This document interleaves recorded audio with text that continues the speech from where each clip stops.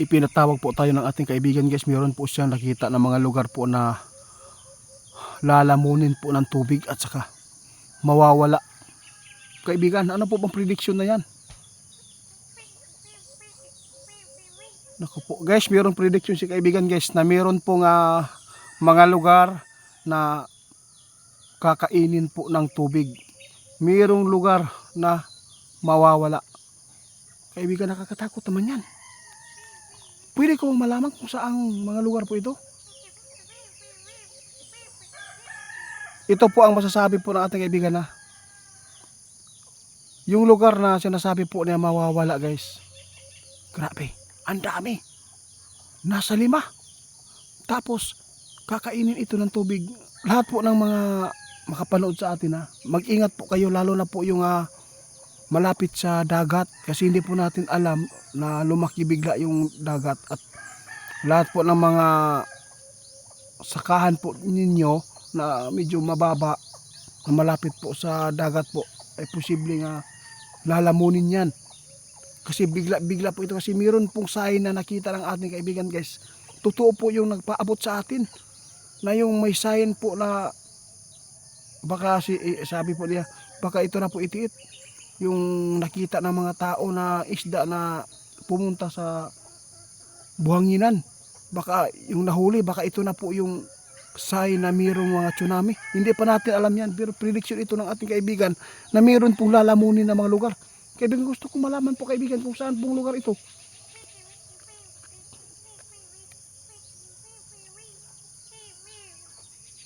Hindi ko na lang po babanggitin guys basta sinabi ng ating kaibigan ngayon. Abangan na lang po natin kung anong mangyayari. Sana po ay hindi po ito ngayong taon na ito kaibigan. Nakakatakot po ito kaibigan kapag ito ay mangyari.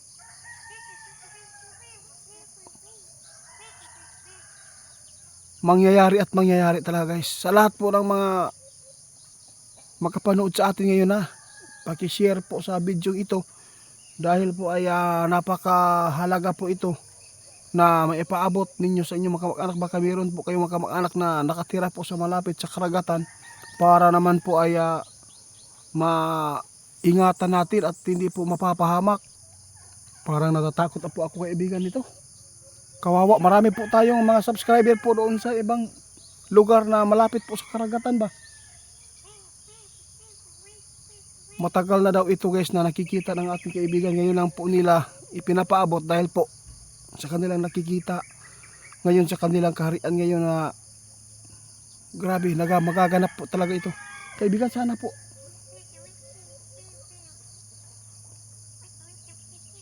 prediction ng ating kaibigan ngayon guys, paghandaan po ninyo, kasi po nakakatakot po ito. Baka po ay malapit lang po ito mangyari. Sana ay hindi pa ngayon.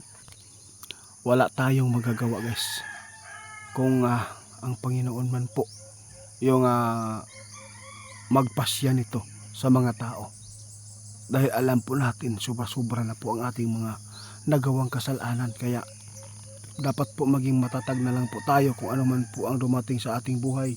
Hindi po tayo pwedeng umiwas kung ito man po ay nakatadhana na po sa atin. Basta hindi po tayo nananakot sa inyo babala lang po ito sa ating mga kaibigan na nakikita po nila na mangyayari po dito sa mundo natin. Lalo na po yung prediction na ito ay mayroon pong lalamunin na mga lugar.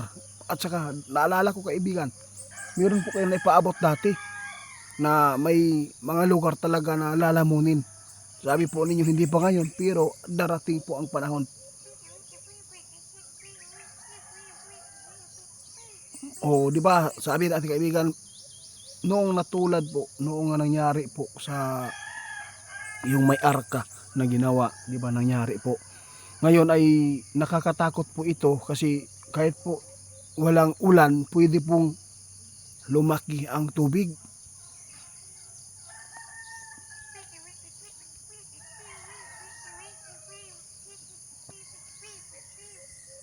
Basta guys, mag-ingat talaga Ito ay prediction man lang. Sana po ay hindi ito magkatotoo, pero nakakatakot lang ito dahil po sa mga hula ng ating kaibigan, malapit lang po talaga, ay sobrang lapit lang, nagkakatotoo, no? Ilang araw, week, buwan, yung iba mag prediction, iba din sila. Aabot po ng matagal-tagal din yung iba. No, may iba oo kaibigan, may naghula nga 2032, 2032. Yung mga sinabi nila ng mga hula mangyayari. Matagal, pero iba yung mga kaibigan natin guys. Aktual ang kanilang pagpapaabot dahil po ito sa mga naranasan po ng mga tao nakapanood sa atin na nangyayari. Kaya marami po nagre-request. Kaya ngayon, nais po namin na iparating po ito talaga para po ay ma-alarma din kayo na makapag-ingat po ang ating mga kababayan na malapit sa dagat. Kasi marami po tayong pwedeng tirahan. Oo. Huwag kayong magsawa sa mga ipinapaabot. Hindi naman po ito pangbabastos po sa inyo. Ang sa amin lang po dito ay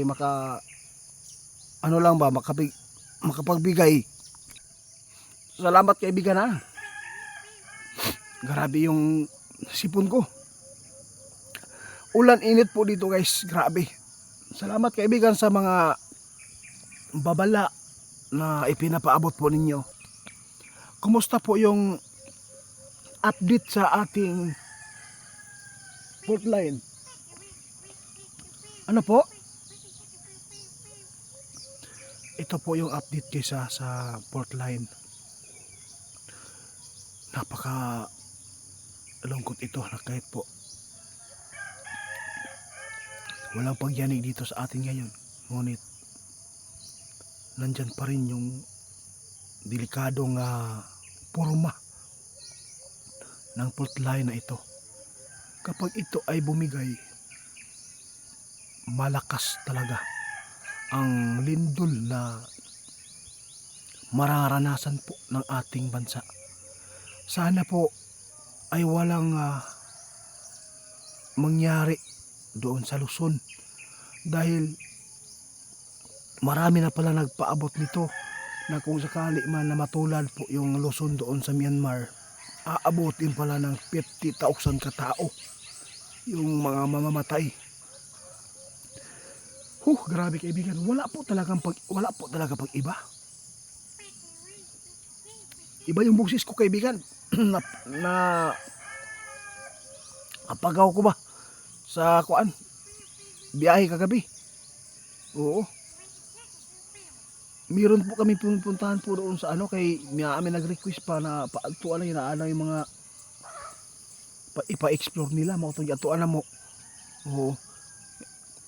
Sobrang init po yung biyahe, alas 12, tapos pag uwi namin alas 8, naulanan kami. Kaya yung busis ko guys parang hindi po maganda. Sa lahat po ng mga subscriber po natin dyan na totoong sumusuporta sa atin, maraming salamat sa inyo ha. Ipagdasal po namin na sana ay ingatan po kayo ng ating Panginoon. Sana ay wala pong problema na dumating sa inyo na hindi inyo kaya. Yung mga problema lang ba na kaya lang natin na lagpasan. Sana po na lahat po na makapanood dito ay sana bigyan po ng Panginoon ng blessing. Salamat po sa inyo guys sa inyong mga suporta. No? Ang mga ipinapaabot po namin tungkol po ito sa ikakabuti lang po sa mga tao na dapat pong mapaabutan nitong babala ng ating kaibigan para po ay lagi po makapaghanda tayo. Iba po ang sign po ngayon ng panahon guys. Mag-ingat tayo sa lindol ha.